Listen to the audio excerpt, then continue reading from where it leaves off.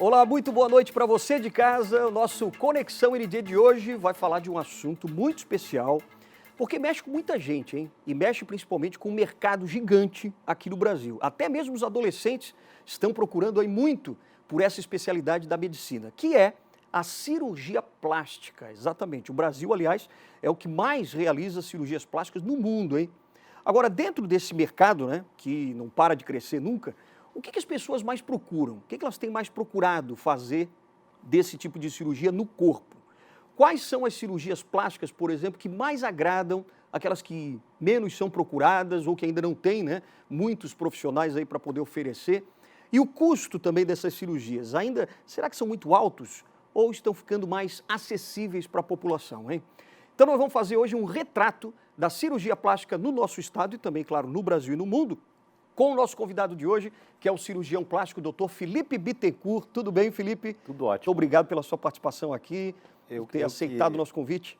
Legal, eu que agradeço a oportunidade de falar de algo que eu gosto tanto. Pois é. E é sempre bom que a gente traga as pessoas para uma realidade possível e não imaginária. Então, esse bate-papo aberto, acho que vai ser um bom mecanismo de informação. Com certeza, vamos abrir a mente das pessoas sobre esse assunto, né? Certamente. Muita gente acha que é oba-oba. É isso aí, né? é plástica sem segredos. Né? É verdade. Agora, eu tenho uma coisa para mostrar para vocês, porque além de cirurgião plástico renomado aqui no nosso estado, ele também é um apaixonado, além da cirurgia plástica, por motovelocidade. Olha só, a gente tem imagens aqui, ó.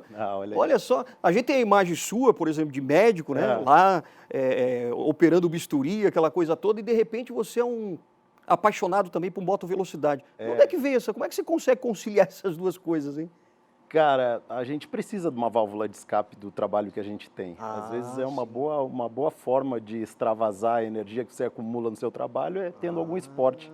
Entendi. E você praticar um esporte de alto rendimento que te exige de parte física, de cabeça, é uma boa forma de você extravasar isso tudo. Mas nós vamos falar sobre isso daqui a pouquinho. Vamos tirar a imagem daqui, porque daqui a pouquinho a gente vai falar mais sobre essa sua paixão. Mas vamos primeiro falar da primeira paixão aqui, que é a cirurgia plástica. Vamos lá. E, na verdade, o Brasil, como a gente falou agora há pouco, é o país que mais realiza, né, esses procedimentos. Nessa pandemia agora, por exemplo, aconteceu alguma coisa na cirurgia plástica? Quer dizer, houve um revés, diminuiu mais ou continua a mesma coisa? Como é que aconteceu durante a pandemia? Uma bela pergunta, Alexandre. Com relação ao número de cirurgias, o Brasil hoje ele alterna com os Estados Unidos. A gente não tem tantos dados fidedignos quanto eles, mas a gente alterna o número de cirurgia plástica com eles na primeira posição. Olha só. O Brasil ele tem um apelo um pouco maior de cirurgia estética e os Estados Unidos tem um apelo um pouco maior de cirurgia reparadora. Depois a gente pode explicar também a diferença entre eles. Com relação à pandemia, é engraçado que a gente brasileiro, a gente sempre tem uma história assim, aconteceu algo ruim, você já pensa num revés. Sim, né? Verdade. É uma coisa natural. Mas com relação à cirurgia plástica, a gente teve um período que a gente ficou, claro, proibidos de operar com cirurgias eletivas, o que era muito prudente, porque a gente estava vivendo uma situação que a gente não tem muita noção. Sim. Entende? Então, os hospitais de grande porte, eles fecharam para cirurgias eletivas, para manutenção tanto de equipamento, insumos e até espaço, por uma coisa que a gente não sabia o que estava por vir. Então, aproximadamente 40 dias, 60 dias, a gente ficou sem poder fazer cirurgias eletivas. Certo. Né? Então, isso foi lá no final de março, abril, começo de abril. E logo depois que os hospitais não lotaram tanto quanto se esperava, vamos dizer assim, com relação ao problema que a gente viveu, as cirurgias foram liberadas novamente. Certo. De lá para cá, aconteceu uma coisa que é muito pitoresca. Eu acho que eu nunca operei tanto na minha vida. Eu e todo cirurgião plástico. Quer dizer, surpreendeu. Surpreendeu para o lado positivo, vamos dizer assim. Sim. Porque o aumento de cirurgias foi muito intenso, o aumento de procura pela plástica. Eu faço um link com relação a isso com algumas coisas, né? A primeira delas, as pessoas ficaram mais confinadas, então elas trabalhavam em casa também. Quando descobriu-se que talvez não fosse um problema tão grave, não menosprezando o problema, né? Mas claro. já que você ia estar confinado dentro de casa, por que você não realizar um sonho que você tem? Né, e continuar trabalhando dentro de casa ali e aproveitar esse período para uma recuperação. Isso é uma razão. Isso é uma razão. Sonho. É uma razão. E outra coisa é que, inclusive, pessoas que gostam muito de viajar, elas não tinham para onde ir. Claro. Então, às vezes, aproveitou aquele recurso de uma cirurgia que estava, de uma viagem que estava agendada e que não pôde ser realizada, para realizar o sonho da plástica. Que coisa. Agora, nesse período, então, qual tipo de cirurgia que mais foi feita, por exemplo? É engraçado isso, né? Cada cirurgião plástico, ele tem um carro-chefe, vamos dizer assim. Sim. Mas a regra é que sempre próteses de silicone, mamoplastia de aumento, né? Certo. E lipoaspiração são os que dominam o mercado. Olha Aí só. depois você vem com outras cirurgias, rinoplastia, otoplastia, cirurgia da pálpebra, que chama Rinoplastia blefaria. para quem não Cirurgia sabe, do nariz. cirurgia do nariz. Afinar o nariz ou tirar aquela curvatura. Vamos dizer, uma melhora do aspecto dele. Melhor do aspecto. É. Agora, quando você estava falando do sonho, né, que as pessoas estavam lá confinadas e tal, de repente lembrou do sonho, disse, tá na hora de eu fazer. Realmente, as pessoas têm essa questão do sonho, quer dizer, de se tornar talvez mais bonita, mais atraente, como é o caso das mulheres, né, com a lipoaspiração e com a prótese de seio? Certamente, Alexandre. A gente, quando a gente se olha no espelho, a gente sabe os defeitinhos que incomodam a gente. Sim. Umas pessoas gostariam de ser mais altas, outras pessoas gostariam de ter olhos azuis, outras pessoas gostariam de ter mais peito, outras menos peito, outras tirar uma gordurinha. Então é muito difícil da gente julgar, às vezes, se a pessoa precisa de um procedimento desse ou não. Porque é ela que está vendo aquele defeito e é aquilo que incomoda ela. É isso que me permite, às vezes, pegar uma mulher jovem ou um homem jovem, bonitos, né, com uma vida pela frente, com N coisas, e submeter a um procedimento cirúrgico para melhora de aparência. Então, tem muita gente que considera a cirurgia plástica como uma coisa supérflua, né, cara? Mas a gente, em consultório, a gente vê cada declaração, cara, cada depoimento, assim, que é muito gratificante. Que às vezes é uma mudança de vida, de autoestima também, né? Certamente, certamente. Quando a gente está com a autoestima preservada, parece que tudo funciona melhor. Claro. Quando a gente está para baixo, parece que tem um elefante pisando no seu pé, né? E Mas aí, tem algum tipo de pessoa, por exemplo, assim, ó, vamos supor, né? Eu estou precisando de vários tipos de cirurgia plástica no rosto, para poder mudar e tal, para ficar melhor. Mas o senhor, por exemplo, chega na pessoa e diz assim, olha, você precisa fazer um procedimento cirúrgico, estético, na orelha, no nariz e tal. Você poderia, por exemplo, poderia me dizer o que eu preciso? jamais. Não. Você sabe o que você precisa. E não sou eu que tenho que dizer que a sua orelha deve te incomodar. Pelo contrário, a gente não deve mexer naquilo que a gente não tem incômodo. Então, meu nariz é grande e bata tudo. Eu gosto dele, eu não vou mexer. Se gostar, sim. Entendeu? Eu tô com uma gordurinha aqui, mas, cara, eu boto a bermuda e isso não me incomoda. Você não tem que mexer naquilo. Porque se você mexe em algo que não te incomoda e você tem qualquer tipo de complicação com relação àquilo, você vai pensar assim, poxa, por que eu fui mexer nisso? Entende? Tem gente Então, que se arrepende depois que faz? tem. A gente tenta fazer com que isso não aconteça. Né? Mas claro que tem. Né? Tem gente que às vezes quer um peito gigantesco durante... quero um peito gigante. Eu não faço bizarrices, mas quero um peito que é desproporcional. Ela vai achar alguém que vai fazer. Certo. Né? E é bem provável que em pouco tempo ela vai se arrepender, porque isso gera problemas para a vida dela que ela não está pensando naquele momento. Cabe a gente, profissional de saúde, indicar bem um procedimento e orientar o paciente, porque a gente sabe não só como vai ser durante a cirurgia e o pós-imediato, como depois de longo tempo. Então, cabe a gente orientar o paciente, expor sempre prós e contras, para que caiba ao paciente a decisão de passar por um procedimento cirúrgico ou não. É mais a mulher ou o homem que procura para fazer cirurgia? É mais a mulher? Que engraçado isso. Há 10 anos atrás, eu fui dar uma entrevista sobre plástica masculina. E me perguntaram isso. Quantos por cento? Na época era 10 para 90. 10% homens, 90% Nossa, mulheres. olha só. Naquela época, eu falei que um dia vai ser meio a meio. Vai chegar um momento que vai ser meio a meio. E chegou? Ainda não. Ainda não. Mas hoje já está em torno de 35% homens, 65% mulheres. 65% mulheres. Quer dizer, os homens estão descobrindo a cirurgia plástica. É. E quando o homem descobre, o que ele procura mais? Geralmente lipo. Na minha casuística é lipo. Fazendo só uma explicação do porquê que se procurou mais a cirurgia plástica, por que homens? Porque existia uma associação equivocada, Alexandre, de homossexualidade com cirurgia. Olha só. Né, com cirurgia estética. Sim. E, cara, isso é uma besteira do tamanho do mundo você pensar dessa forma, né? Por que você não pode melhorar, às vezes, a sua orelha, o seu nariz, tirar uma gordurinha que te incomoda, né? Claro. para te deixar mais feliz. Isso não é um teste de masculinidade, isso não tem absolutamente nada a ver. Sem né? dúvida. Então, com a melhora da mentalidade das pessoas, vamos dizer assim, ou com diminuição do pré-conceito com relação a isso, os homens começaram a se libertar dessa ideia equivocada que se tinha e começaram a procurar um pouco mais procedimentos estéticos. E eles procuram, então, a lipoaspiração, que, aliás, a lipoaspiração, a gente estava até conversando um pouquinho aqui no camarim, falando que criou-se um estereótipo, né? Uma ideia de que a lipoaspiração é perigosa e que pode provocar morte dependendo de como for tal. Vamos explicar a realidade, o que tem de mito, o que tem de verdade nisso? Vamos lá. Primeiro que o que queima o nome lipoaspiração é mau profissional e mau paciente. Certo. Quem que é o mau profissional? É o cara que não tem treinamento para fazer aquilo, ou seja, não é especialista. É um cara que opera de qualquer forma, opera em qualquer lugar e opera sem equipe. Esse cara, invariavelmente, ele vai causar algum problema para alguém. O mau paciente é quem o procura, geralmente pensando na diminuição de custos.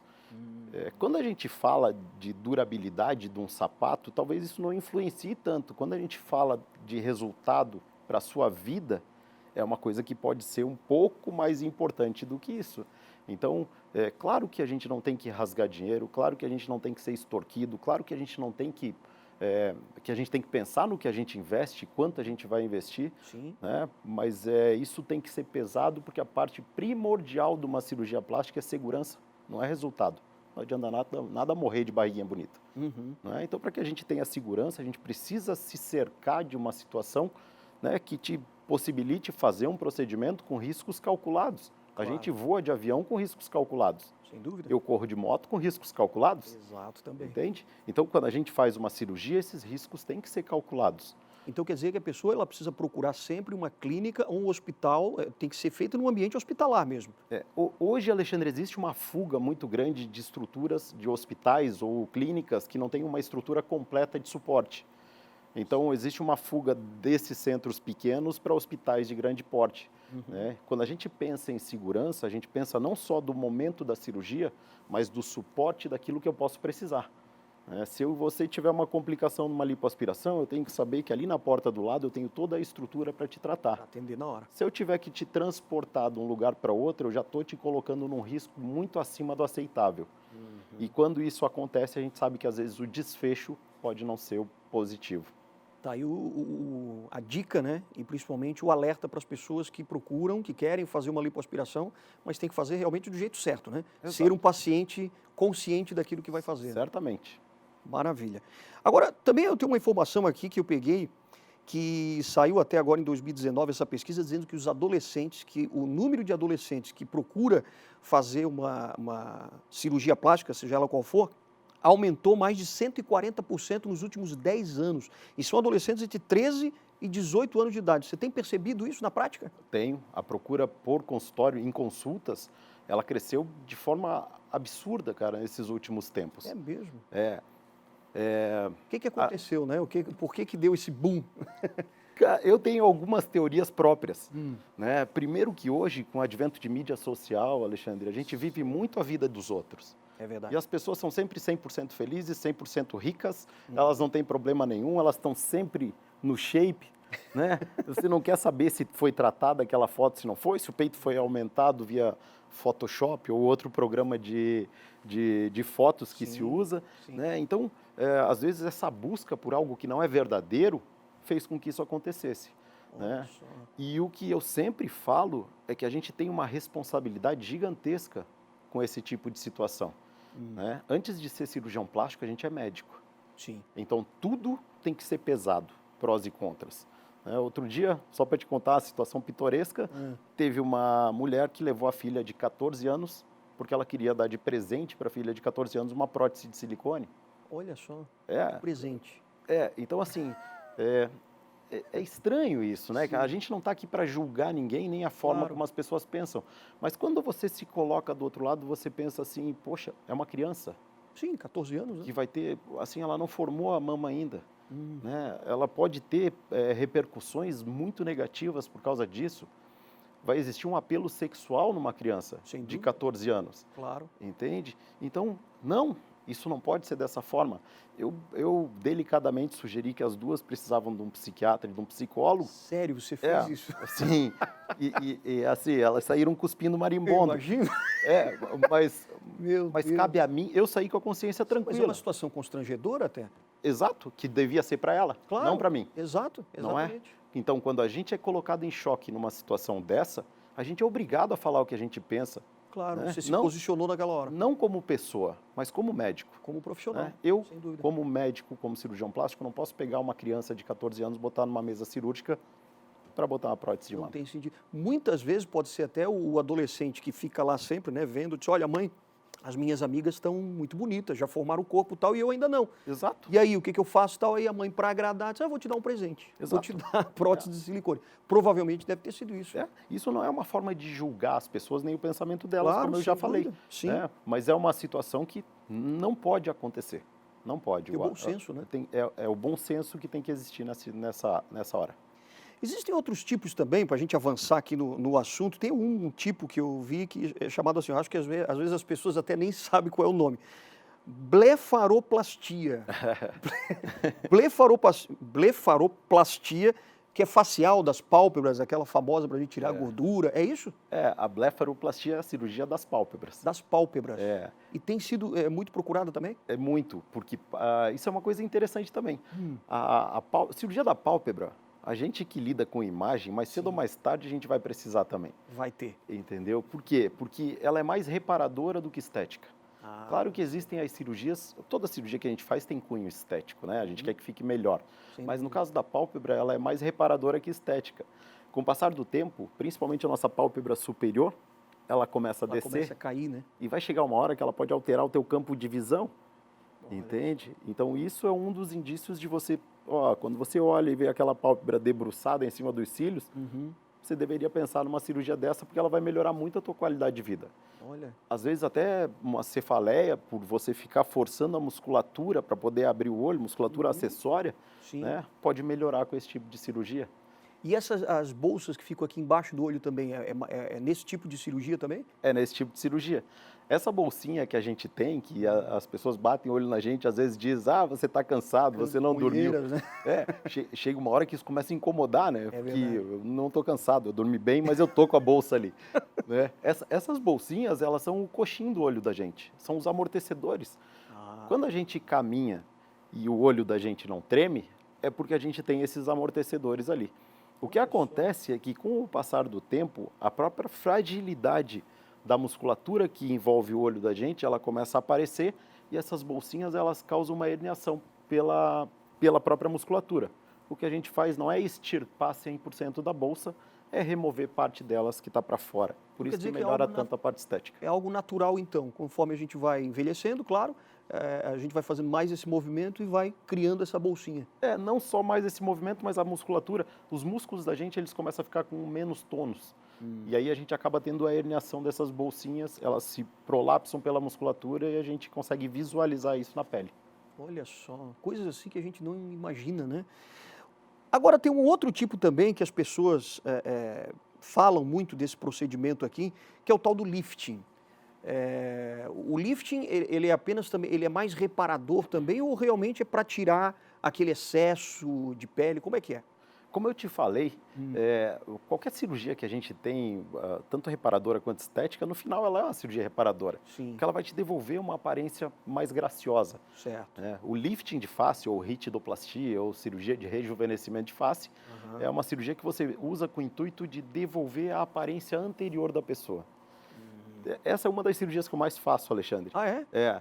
Olha. E o que acontece é que tem muita gente que tem medo de operar do pescoço para cima, né? Porque, pode ficar exposto, pode isso, pode aquilo. Para a gente, cirurgião, é um prato cheio. Porque as cirurgias do pescoço para cima, elas tendem a cicatrizar melhor, tendem a ter uma recuperação muito mais rápida e tendem a ser indolores. É mesmo? Então, Muita gente tem essa preocupação, né? Diz, mas se eu fizer da orelha do nariz, vai doer durante um mês. com exceção da orelha. Ah, A orelha é uma das mais dolorosas que existe. mas... Mas a de face, por mais que você desmonte a face de alguém, depois eu te mostrar uma foto para você ver como é que é. Aham. Por mais que você desmonte a face de alguém e monte de novo, o paciente pode virar um monstrinho no dia seguinte, mas ela é uma cirurgia praticamente indolor. Puxa, a do nariz também é assim? Também, Também é assim. também. Puxa. Agora, você estava falando dessa questão dos Estados Unidos, né, que está competindo aí com o Brasil. Uhum. Agora, a última pesquisa que saiu, pelo menos a que eu encontrei aqui, é que o Brasil, das cirurgias plásticas, né, são 6,6% das cirurgias são cirurgias plásticas, e nos Estados Unidos são 4%. Você disse que Acho que talvez esse último, do total de do cirurgias? total de cirurgias. Pois é, para você ver, é por isso que a gente hoje, eu acho que a gente faz muito mais cirurgia que eles. Entende? Porque a gente tem uma população, eles ainda são mais populosos do que a gente, Aham. mas a gente tem uma população muito grande. E se você colocar 6% de tudo que é cirurgia, tudo que é Sim, procedimento cirúrgico 6,6%. que acontece, né, eu acho que a gente já está na frente deles. É verdade, é verdade. Essa pesquisa aqui é a última que saiu de 2019, né, que foi em dezembro de 2019, mas deve mais ou menos estar ainda nesse patamar. Agora, você acha que, por exemplo, algumas cirurgias plásticas, você falou das mais procuradas, que é a de colocação de seio, né, de prótese de silicone, a lipoaspiração, tem alguns tipos de cirurgias, por exemplo, que os profissionais ainda não oferecem muito e que deveriam ser mais demandadas até pela população e que são deixadas de lado? Porque eu estava lendo agora um artigo também falando disso, que existem alguns potenciais de cirurgias, só que as pessoas não fazem ainda, tal, mas que têm potencial. Por exemplo, pós-tumor, algumas desse tipo, é isso? Cara, é uma ótima pergunta essa tua, tá? Mas eu gostaria de pesar nessa tua pergunta para uma situação que acontece no país e que, assim, a plástica, não sei se você sabe, ela é dividida em duas, né? Plástica reparadora, plástica estética. Certo. 90% é reparador, 10% é estético. Só que essa daqui não é valorizada em absolutamente nada. Então, se você tiver uma criança com lábio leporino, com fenda palatina, se você tiver um grande queimado, se você tiver uma paciente que perdeu a mama por um câncer ou perdeu outra parte do corpo por um câncer que pode ser reconstruída, a gente tem muito pouco lugar que você possa ir para esse tipo de coisa, principalmente quando a gente fala de setor público. Então, isso é uma coisa que devia ter uma atenção um pouco maior do que ela recebe, porque a gente consegue mudar muito a vida de uma criança com fenda palatina ou com lábio leporino, né? Você transforma uma criança que, assim, tem dificuldade de se alimentar, tem uma dificuldade de N coisas durante a vida dela, que você consegue devolver a vida. Então, focando nesse lado, cara, eu acho que a gente tem muito que pensar em crescer a plástica. Claro, tem muito potencial pela frente aí. E a plástica ela é julgada como uma coisa supérflua, justamente por quem não conhece. Claro, Entende? acha só que é aquele procedimento estético e pronto, né? Exato, só que se eu tiver uma grande queimadura no corpo, eu vou ser tratado por um cirurgião plástico. Né? Se eu tiver um membro amputado, vou ser tratado por um cirurgião plástico. Então, Verdade. são coisas que a gente tem que enaltecer para que talvez mude um pouco a forma de pensar das pessoas e não vejam cirurgia plástica como uma coisa ruim. Claro. Né? A cirurgia plástica ela tem o seu cunho reparador, o seu cunho de devolver várias coisas boas para as pessoas. Falando em coisas boas, daqui a pouquinho, depois do intervalo, eu vou querer falar um pouquinho, entrar um pouco nessa questão da vida, de você se sentir bem também, porque você tem também uma mensagem muito bacana, né? Que não basta as pessoas só olharem para aquela cirurgia plástica como assim, vai salvar a minha vida e agora minha vida vai mudar. Então, daqui a pouquinho, depois do intervalo, a gente vai voltar ainda com o assunto da vida mesmo, né, em relação às cirurgias, mas também para falar um pouco da sua motovelocidade, que é uma válvula de escape, né? Legal. Então, a gente volta daqui a pouquinho, depois do intervalo, aqui com o nosso Conexão ND.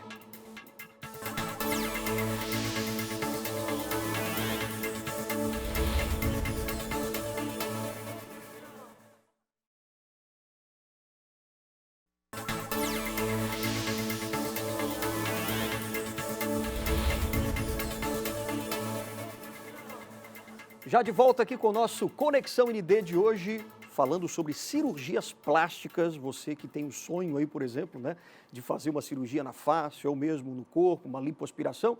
Doutor Felipe Bittencourt está aqui esclarecendo para a gente algumas questões, né? Aliás, essa questão de a gente decidir fazer uma lipoaspiração, eu tenho uma amiga até que uma vez procurou assim uns amigos em comum, a gente sentou numa mesa e aí ela disse assim, olha, eu tenho uma coisa para falar para vocês, eu decidi que eu vou fazer uma lipoaspiração. Todo mundo, sabe aquela coisa? Mas ela fez assim como se fosse um evento, né?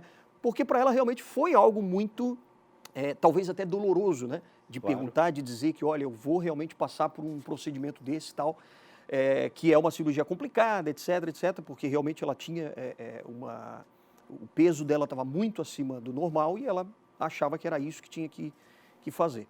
E aí tem essa coisa da decisão, de você fazer, tomar essa decisão. Mas o que a pessoa precisa levar em consideração na sua vida mesmo para poder tomar essa decisão? Que legal isso, Alexandre. Outro dia me perguntaram, também foi uma pessoa de internet que é famosa, ela perguntou assim, poxa, quais as dicas que você daria para uma pessoa que quer se submeter a uma cirurgia plástica, ou que está pensando? Daí eu falei, a primeira coisa é amadurecer a ideia, né, que foi o que a sua amiga fez. Sim. A segunda coisa é se amar. Ela precisa se gostar antes de mexer em qualquer coisa do corpo. Olha A só. terceira coisa é saber que ela vai passar por um pênalti na recuperação, né? Existe dor, existe desconforto, existe um período transitório até o resultado final, que não é curto, é longo. Sim, é longo. Tá? A quarta coisa, procurar um profissional capacitado, né? Consulte. Tem gente que tem vergonha de falar pra gente que consultou outros profissionais. Pra gente é show de bola isso, cara. Claro.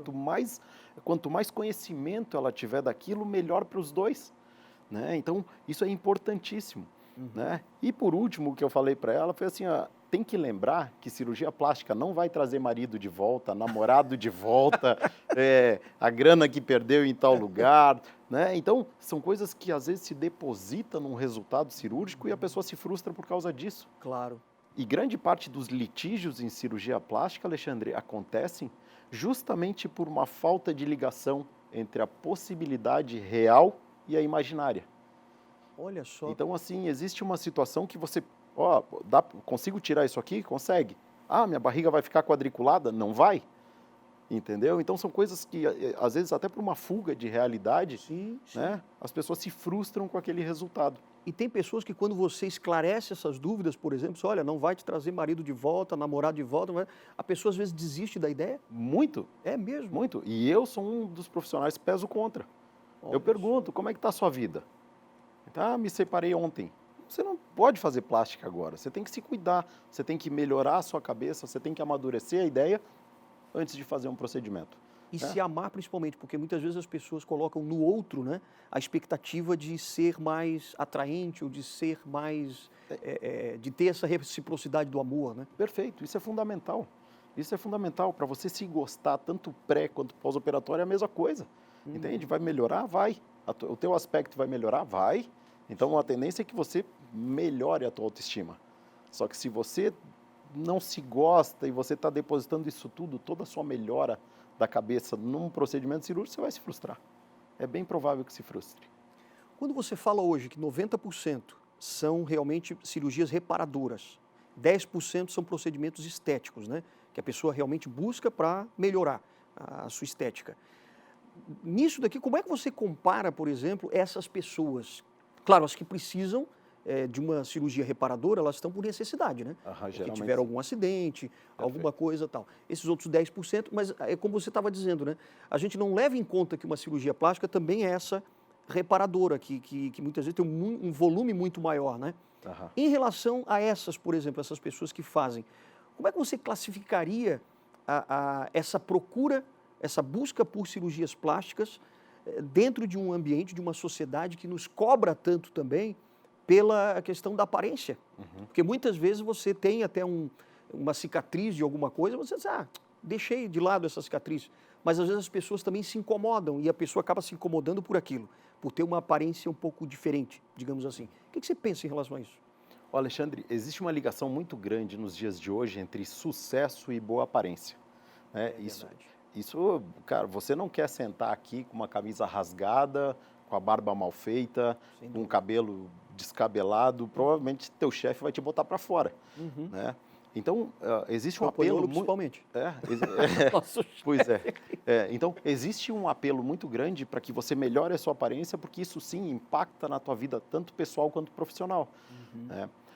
O que eu sempre falo também é que a busca inadvertida, que é isso que a gente estava falando antes, por uma melhora única e exclusivamente relacionada à sua aparência, ela não vai acontecer. Entende? O seu trabalho ele pode melhorar porque a sua aparência é boa? Pode, mas pode não. entende? Então, a busca de uma forma sem controle, a busca incessante por uma estética pode transformar as pessoas numa pessoa doente. Então, isso tem que ser muito bem avaliado, principalmente quando a gente liga a cirurgia estética com cirurgia reparadora. Né? A gente está falando de pessoas que estão optando por ir fazer um procedimento. Né? E a gente está falando de pessoas que precisam daquele procedimento. Então, já tem uma diferença muito grande, porque se você tiver uma apendicite, né, óbvio que eu não quero que isso aconteça, né, você não vai pensar nos riscos. Você está com um caso de morte iminente, vamos dizer assim. Exato. Né? Você vai, vamos embora. Mas quando você vai fazer uma cirurgia plástica, né, com cunho estético, isso tem que ser pesado, isso tem que ser muito bem avaliado. Tem até muitos casos que eu vi, até um na televisão há pouco tempo, que a própria Record Nacional deu no Balanço Geral lá em São Paulo. Uma mulher que queria ficar parecida com uma atriz ou cantora, não lembro agora, porque eu também não estou muito ligado nessa, mas era Kim Kardashian, Kardashian, Isso, essa daí. Aí ela quis ficar parecida com a mulher, porque ela achava que ela era um modelo de mulher, né, de beleza feminina. E ela fez nas bochechas, no lábio, aumentou tudo, ficou um monstro. Mas ela achou que estava bem. Quer dizer, quando a pessoa começa a fazer, por exemplo, um procedimento na orelha ou no nariz, vê que fica bom, começa a querer fazer mais, quer dizer, estimula a pessoa a fazer mais. Tem pessoas que são assim? Sim. Isso configura uma doença, Alexandre. Isso tem Código Internacional da Doença, aquilo que se pede no atestado, o CID. Sim. Isso tem um CID. Tá? É uma pessoa que está numa busca incansável por uma aparência que ela acha que é o ideal. Quer dizer, perdeu a noção completamente. Perdeu a noção, mas o que mais me assusta nisso não é uma pessoa doente procurar isso, é quem faz. É verdade. Né? Porque se eu estou vendo que você, cara, você não precisa mexer na tua orelha, você não precisa fazer lipo, você não precisa mexer no teu nariz, eu tenho que te falar isso. Né? Aquilo que eu consigo melhorar, eu te digo, ó, tua queixa é nariz, eu consigo melhorar. Sim. Né? Mas outras coisas você não tem que cair na onda do paciente. Né? Eu tenho paciente que chega lá e pergunta aquilo que você me perguntou no começo da entrevista, diz assim, o que você acha que eu preciso? Eu digo, nada. Se eu que tenho que decidir o que você precisa, eu acho que nada, porque não tem nada te incomodando. Mas tem aquele profissional que vai aceitando tudo, porque, né, no final das contas, ele quer fazer essa cirurgia para ganhar o seu dinheiro e tal, blá, blá, porque para ele é bom. Mas aí é uma coisa que, né? Se você mirar cifrão na sua vida, em qualquer profissão que você esteja, você está fadado ao insucesso. Porque você vai fazer, coisas que você não devia, né? Você vai tomar atitudes, às vezes, que você também não devia, e isso pode te prejudicar lá na frente. Claro. Então, E o resultado pode não ser bom. Exato. E aquilo vai se vender por si só. Eu tive uma paciente de, outro dia, 19 anos, 104 quilos, que ela queria fazer uma lipoaspiração. Né? Lipoaspiração não é para pessoas que estão com sobrepeso importante. Lipoaspiração é um procedimento para mudar a forma de corpo. Né? Se eu mirasse cifrão, eu teria colocado ela numa mesa cirúrgica e teria operado. Só que o máximo que eu posso retirar de gordura do corpo de alguém é de 5 a 7% do peso. Ela teria ido para 98 aproximadamente. Olha só. Eu não mudaria a vida dela. Entende? Então isso falaria contra mim. Então provavelmente eu ganharia a grana dela e perderia de todas as amigas. Exato. Entende? E viriam que o resultado não foi bom. Satisfatório, né? Então isso a gente tem que pesar, Sem dúvida, sem dúvida. Bom, agora falando um pouquinho da sua vida também, porque você escolheu fazer a cirurgia plástica, mas você também escolheu ser um motovelocista, digamos assim, quer dizer, um apaixonado por motovelocidade. Como a gente já viu aqui algumas imagens, né? Onde é que surgiu essa paixão? E assim, a pergunta, na verdade, é, dá para conciliar realmente você competir, porque você já foi até campeão e tudo mais, em Goiânia, se não me engano? Vice-campeão. Mas, né, dentro da sua profissão e tudo mais, você é um cara que se dedica muito à cirurgia, mas também se dedica a isso. Como conciliar essas duas? Alexandre, eu sempre fui um viciado em velocidade. Eu sempre gostei muito de acompanhar esporte a motor. E sempre fui apaixonado por moto também. Certo. Eu tenho moto há algum tempo e eu sempre gostei muito daquilo. Só que pra gente a competição, ela parece estar muito distante. Porque, primeiro, parece que você já passou da idade. Segundo, parece que você não vai mais conseguir aprender alguma coisa com a idade que você tem. Então, isso acaba te podando de algumas coisas que você tem muito sonho para realizar. E uma vez eu fui num churrasco e eu conheci alguns pilotos de moto velocidade. Falei, pô, mas os caras estão aqui? Isso era uma coisa tão distante de mim. Sim. Hoje são muito, muito amigos meus. Sim. E aí começando a conviver com esses pilotos e fazer track day em pistas, como Curitiba, por exemplo. Track day É você pegar a moto, ir lá e fazer um dia de pista. um dia de pista. Se divertir um pouco. Que eu recomendo que ninguém corra nas ruas. Né? A rua não é um ambiente adequado para correr. Então pegue sua moto que se gosta de velocidade, anda bem, anda tranquilo na rua e vai para um track day para você fazer corridinha lá, né? Para meter a mão lá mesmo. Sim. E aí, com 43 anos, eu decidi que eu ia correr de moto, cara. Com 43 anos. Muita gente acharia assim que não, pô, mas eu não tenho idade para isso. Mas não tem nada a ver. Aí eu falei, cara, eu vou correr de moto. E eu comecei a treinar, a fazer a parte física de forma muito mais intensa. Eu diminuí muito peso, então eu mudei muitos hábitos de vida, né, para que eu pudesse andar em alto nível. Até hábitos saudáveis, né? Claro. Melhorou também para você. Isso trouxe muitos hábitos saudáveis para mim, para que eu pudesse andar em alto nível. Sim. E cara, isso foi uma realização pessoal. Eu não corro para os outros, eu não corro pelo troféu. Sim. Eu corro para brigar comigo mesmo. Aliás, você tem um texto fantástico. Você falou isso daí agora. Eu até quando estava pesquisando aqui sobre a vida do Dr. Felipe, eu achei que um texto muito bacana. Eu vou ler um trechinho só para vocês terem noção de como é que é essa questão de você decidir por algo, né? Que é para você mesmo. Ele colocou assim, amanhã é a decisão, por exemplo, do Superbike Brasil, lá em Goiânia, né? Que você estava competindo. Superbike Brasil é o 5º maior campeonato do mundo de moto velocidade. Então, que é em Goiânia.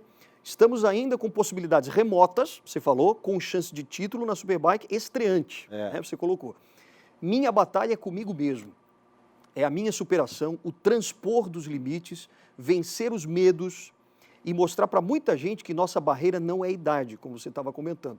Temos mania de nos boicotarmos, colocando desculpas para nossas fraquezas e vergonhas. Poucos dão cara à tapa. Críticos de sofá existem aos montes. Isso é verdade, né? Sim, você faz isso que é para... Né? Tem vários claro. assim. Geralmente, vendo no seu sucesso as frustrações deles, não ligamos, jamais ligaremos. Quer dizer, você realmente... E as pessoas acabam tendo essa visão diferente, né? De não, eu preciso fazer para mostrar para o outro que eu consigo. E não é essa a ideia, né? Não, nunca foi. É para mim. Sabe, uma coisa que eu sempre falo também, Alexandre, é que as pessoas se matam muito cedo. Então, cheguei nos 40 anos, não posso mais fazer atividade física desse tipo, não posso mais fazer aquilo. Não, os novos 40 anos são os nossos 30, 28 de antigamente. É verdade. Você está com a saúde plena, você não tem limitações, né, geralmente. Então, se você tem o sonho de realizar algo, faça. Né? E assim, através desses amigos, a gente hoje tem um programinha de YouTube que chama Papo com Mamute. Papo com Mamute. Mamute é um dos pilotos porque ele é grandão. Sim. E nesse programinha, cara, a gente começou a gravar um bate-papo de um churrasco que a gente fazia toda quinta-feira e isso bombou na internet. Olha só. Então hoje a gente bate um papo e a gente consegue incentivar muita gente a começar o esporte. Cara, diariamente eu recebo mensagens de pessoas com 50 anos, com 50 e poucos anos, que dizem, eu vou começar a correr por tua causa, hein? Olha que E isso legal. é impagável, sabe? Imagino. Então eu acho que se a gente pode influenciar alguém dessa forma, né? Sim. Estamos aí. Quer dizer, porque você encontrou um mundo possível que você achava que estava muito distante. E, na verdade, não, estava do teu lado e você poderia fazer tranquilamente. É isso aí. E as pessoas vão se descobrindo assim também, né? Você, na sua vida, você tem visto muito isso. Muito, cara. E a gente, às vezes, a gente está cansado de ler livros, às vezes, de pessoas de sucesso, cara, que elas tiveram sucesso com 70 anos. Né? Porque descobriram o que elas queriam realmente fazer com 70 anos. Você vai falar para uma pessoa dessa que está errado? Você vai falar para o dono da KFC, que ficou bilionário com 78 anos, que ele está errado? É verdade. Entende? E outra, o sucesso ele não está intimamente ligado com dinheiro também, não. Né? Ele está ligado com assim, poxa, se você se sentir melhor numa cirurgia plástica, você teve sucesso. Se você se sentiu melhor correndo de moto, você teve sucesso. Se você saiu do sofá como uma pessoa sedentária, foi ali para a beira-mar e conseguiu correr 1 quilômetro, você teve sucesso. Porque você começou a romper com aquelas coisas, aqueles vícios que não te trariam benefício algum. E tem essa questão do medo que muitas vezes afasta a pessoa dos sonhos, né? É isso aí. Eu sempre falo também que as melhores coisas do mundo estão depois do medo. Né? Olha, Então, quando bela você frase. consegue transpor o teu medo de correr de moto, eu tenho medo de correr de moto. Sim. Talvez E seja ainda bem isso. que você tem medo, né? É. Porque senão você se mataria, Talvez seja isso que me deixa vivo. Claro. Eu tenho medo de operar cada paciente que vai para a mesa. Talvez seja isso que faz eu rotinizar a minha cirurgia de uma forma única. Porque aquele paciente é a única vez que provavelmente que ele vai estar ali. Então eu tenho que me direcionar a ele naquele período. Claro. Se eu começar com autoconfiança em qualquer coisa, provavelmente eu vou começar a causar um problema para mim e para quem deitar na minha frente. Verdade. Você, quando pensou em tudo isso, né? Até uma pergunta assim, boba, mas eu já sei a sua resposta, mas eu quero que. Se você tivesse que escolher agora, a partir dos 50 anos, sei lá, vou me dedicar só à motovelocidade ou à cirurgia plástica, você escolheria algum? Pergunta capciosa essa, né, cara? Capciosa. Vou te responder dizendo que eu consigo levar os dois da mesma forma. Claro. Talvez com 50 anos não esteja mais correndo, mas aquele meio é um meio fascinante, sabe, Alexandre, que eu gosto de estar. Então, é uma coisa que me faz bem. Então, é bem provável que eu sempre vá arrumar espaço para as duas coisas na minha vida. É que as pessoas às vezes têm essa dificuldade de levar duas coisas ao mesmo tempo porque precisa de dedicação. Para você poder ganhar né, competir realmente num campeonato de motovelocidade, você precisa de se dedicar, treinar. Mas para fazer cirurgia você precisa ser muito bom também, ter uma boa habilidade. E assim é tudo na vida, mas a gente consegue. Você é um exemplo, por exemplo, de que está conseguindo levar duas atividades que exigem muito, mas de uma forma serena. Como é que você conseguiu isso? Como é que você pode dizer isso para o nosso telespectador? Com planejamento. Opa! Planejamento. Eu me programei para dividir o meu tempo entre as duas coisas. Eu queria ter começado a correr com 15 anos, com 20 anos. Eu não podia. Eu era estudante de medicina, depois eu fui residente de cirurgia geral, depois eu fui residente de cirurgia plástica, depois eu não tinha condições financeiras para poder investir parte do meu tempo que eu iria deixar de ganhar, ou até com custos de um esporte com custo relativamente elevado. Então eu tive que me planejar para poder fazer isso. Então ele chegou no momento que, por mais que eu imaginasse que talvez estivesse tarde, foi a hora que eu pude. Claro. Né? Então, quando você consegue planejar as suas coisas, você consegue realizar de forma muito mais fácil. Se você fica, às vezes, esperando o momento adequado, o momento isso, o momento aquilo, quando você vê, passou o momento. E você não fez. E se me permite, eu descobri isso, cara, com o fato de ser médico dentro de hospital. Sim. Eu vi muita gente em final de vida. E todo mundo reclamou só de uma coisa: tempo. É verdade. Doutor Felipe, muito obrigado pela sua participação. Foi uma aula para a gente, né? Eu tenho certeza que todo mundo aqui adorou esse bate-papo. Muito obrigado mesmo, parabéns pelo equilíbrio na vida e volte mais vezes. Muito obrigado, Alexandre. Foi um prazer. Eu que agradeço. Grande abraço e um grande abraço para você também de casa. Até mais.